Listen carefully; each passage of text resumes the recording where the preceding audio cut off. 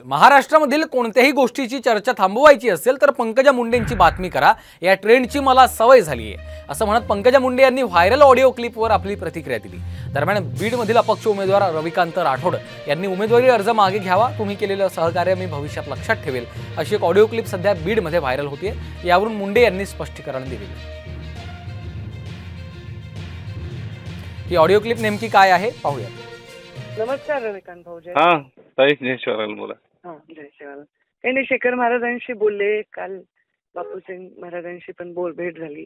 हो हो। यावेळची परिस्थिती वेगळी आहे, मागच्या वेळी वेगळी आहे, आता हा आपण काही वेगळे नाही, एक अस्तित्वाचा प्रश्न आहे आपल्या सगळ्यांच्या।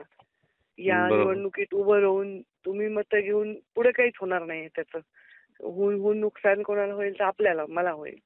तुम्ही समजदारीने हा विषय करावा, मी तुमचा हे निर्णय लक्षात ठेवीन आणि तुम्हाला सोबत घेईन आणि तुम्हाला जे शब्द माझ्या अवकाटीचे जे सगळे विषय ते मी तुमच्यासाठी पाठीमागे उभे राहीन। समाज माझ्याबरोबर आहे, समाजाची इच्छा आहे तुम्ही मला मदत करावी आणि मी तुम्हाला विनंती करते, तुम्हाला मी कुठे ना कुठे चांगली संधी देईन तर मी सोबत ठेवीन। महामंडळावर वगैरे तुमचे जे काय इच्छा आहे त्याच्यामध्ये मी पूर्ण तुम्हाला सहकार्य करेन। चालेल ताई, मग आपण करू। हां, तुम्ही विड्रॉ करा आणि मला मी सगळं समजून सांगते प्रत्यक्षात।